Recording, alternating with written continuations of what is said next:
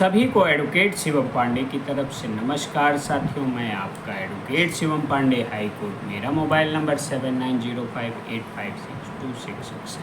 निःशुल्क किसी भी प्रकार की सर्विस मैटर पर, रेवेन्यू और क्रिमिनल पर जानकारी के लिए आप मुझे व्हाट्सएप कर सकते हैं और कॉल शाम को 6 बजे से 9 बजे तक चैम्बर टाइम में मैं आप लोगों की रिसीव कर सकता हूँ। आप लोगों को 69,000 वैकेंसी के विषय में लगातार मेरे द्वारा सूचना दी जा रही। EWS केस में भी जो सिंपली पास ओवर हुआ था, 6 तारीख को डेट आने की पूरी संभावना है। 16 तारीख को डेट आने की पूरी संभावना है। हमने जहां तक अपने जूनियर्स को भेजकर सेक्शन में हर एक प्रकार की चीज़ों को पता लगवाया, तो 16 और 17 चूँकि छुट्टी है तो 18, 16 या 18 मान के चलिए। और 16 की ज़्यादा पॉसिबिलिटी बनती है क्योंकि 5 वर्किंग डे कंप्लीट हो जा रहे हैं इस शुक्रवार को, इसलिए 16 की पॉसिबिलिटी ज़्यादा बन रही है। तो EWS डेट के संबंध में आप लोगों को बता दूं कि EWS का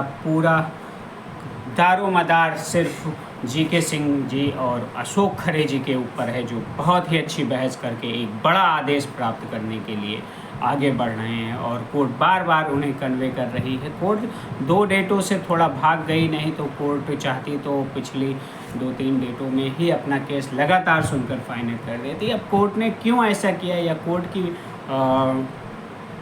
मर्जी और स्थिति पर डिपेंड करती है, क्योंकि कोर्ट के आगे हम वकीलों का या अभ्यर्थियों का कुछ भी नहीं चलता है। सिर्फ और सिर्फ हम कोर्ट के रुख के हिसाब से और कोर्ट की मर्जी के हिसाब से आगे बढ़ते हैं। इसी संदर्भ में मैं आपको डबल आरक्षण रिविजिट MRC के मुद्दे पर जो 23 तारीख को मामला लगा हुआ है, माननीय सर्वोच्च न्यायालय में लगा हुआ है, DYD चंचूड़ जी के बेंच में लगा हुआ है। वो चंचूड़ जी को मैंने इलाहाबाद हाई कोर्ट से लेकर दिल्ली तक CGI बनने तक देखा है, और उनके कई मैटरों को मैंने बहुत ही गहनता से सुना है। कई मैटर्स मेरे भी उन्होंने सॉल्व किए थे। शिक्षा मित्रों का मैटर्स लगातार 11 से 12 दिन चला था। मैंने विधिवत 12 दिन उनके यहाँ पर सुनवाई देखी है, उनके क्रॉस क्वेश्चंस को देखे हैं, उनके एक्टिविटी को देखा है, और वो कहाँ से केस को पकड़ते हैं और कहाँ ख़त्म करते हैं। इन सभी चीज़ों को देखते हुए मैं आगे बढ़ रहा हूँ।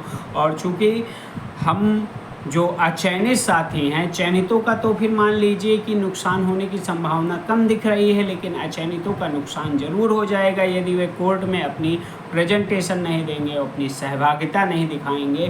क्योंकि सरकार पूरे मूड में है, जहां तक अंदर की जानकारी मुझे प्राप्त हो रही है। चूँकि अभी सिर्फ जानकारी प्राप्त हो रही है, कुछ भी कन्फर्म नहीं है।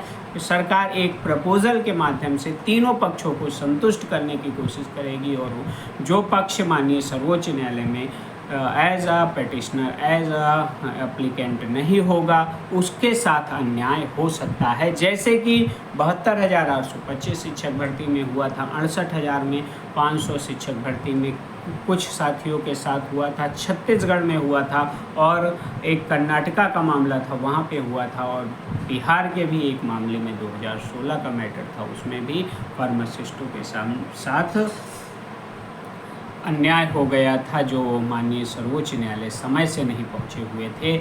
इसी तरह दरोगा की भर्ती आई थी 2012 में, जो वाइटनर वाले मुद्दे थे, उसमें जो कोर्ट गए थे उन सभी को कोर्ट ने लाभ दे दिया था, और बाकी लोग छूट गए थे और बराबर लड़ते रहे, लेकिन दोबारा उनको कन्वे नहीं किया। इसलिए फर्स्ट स्टेप में जुड़ने के लिए आप मेरे मोबाइल नंबर पर, जो कि मैंने आपको वीडियो शुरू होने से पहले ही बता दिया है, अपनी ATRE का आवेदन पत्र, ATRE का रिज़ल्ट और आधार कार्ड भेज दें।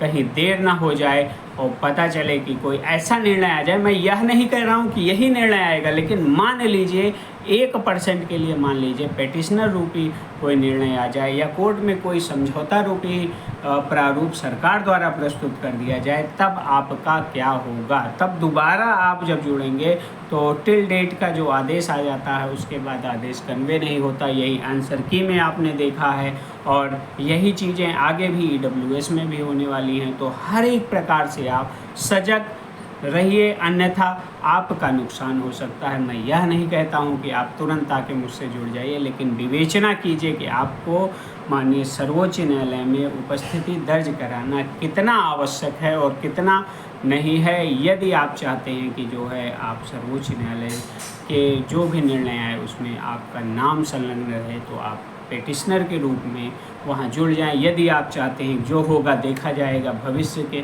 पर टालकर अपनी बातों को समाप्त करना चाहते हैं, अपने करियर संबंधी जो भी आपकी धारणा है या जो भी करियर संबंधी आपका की सोच है उसके अनुरूप आप कार्य कर सकते हैं। आप जुड़ भी सकते हैं, नहीं भी जुड़ सकते हैं। मेरा आप लोगों से दबाव रूपी कोई अभिवचन नहीं है कि आपके समक्ष मैं दबाव डालकर आपको माननीय सर्वोच्च न्यायालय में जोड़ूं। मेरा सिर्फ और सिर्फ इतना कार्य है कि as a applicant and also as a lawyer मैं आपको सही सलाह दूं और सही सलाह देने के साथ साथ आपकी चीज़ों को जो ख़राब हो रही है उसे बचाने की कोशिश करूं, क्योंकि जहां आपका लाभ है वहीं मेरा भी लाभ छिपा हुआ है। इसलिए मैं सही बातों को आपको जानकारी देकर आगे बढ़ रहा हूं।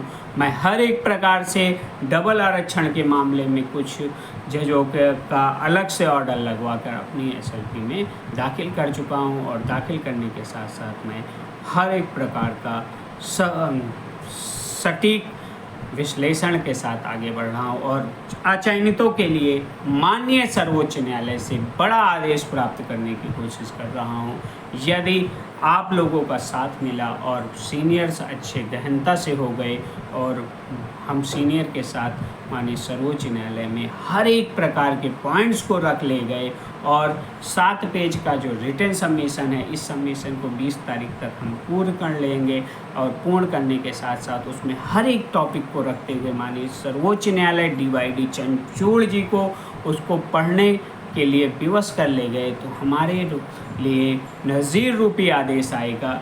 सरकार भी यदि कहीं फंसता हुआ दिखेगी तो तीनों पक्षों में तत्काल समझौता करवाकर कोई ऐसा मसौदा तैयार करेगी जिससे अधिकतम साथियों का चयन हो जाए, और वही हमारी और आपकी चाहत है कि अधिकतम साथियों का चयन हो जाए। हमारा और आपका कोई ध्येय अन्य नहीं है कि हम लड़ते रहें और इनको हरा दें उनको हरा दें।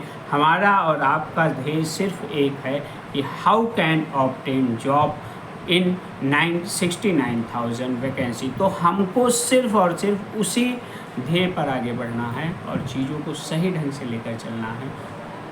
आप साथ बने रहें, मैं आपको पूर्णतः 69,000 के संबंध में जानकारी देता रहूँगा। आप सभी को एडवोकेट शिवम पांडे की तरफ से पुनः नमस्कार, धन्यवाद।